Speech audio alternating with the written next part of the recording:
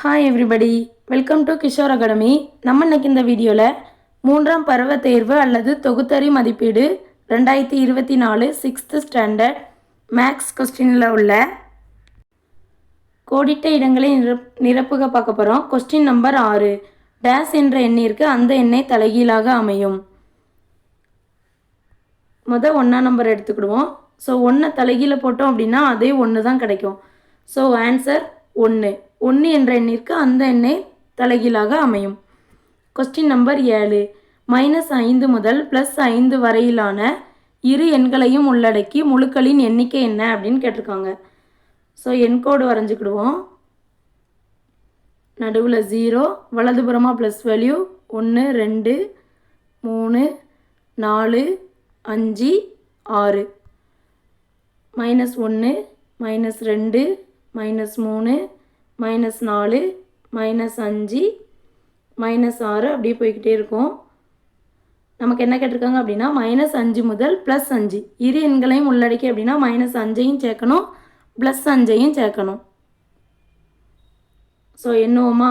1 2 3 4 5 6 7 8 9 10 11.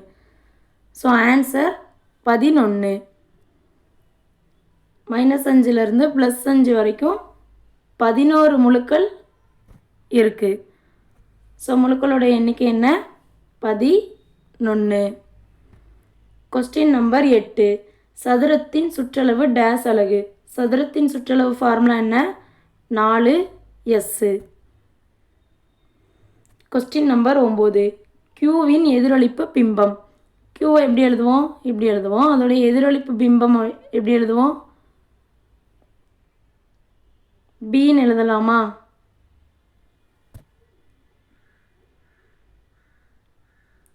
So answer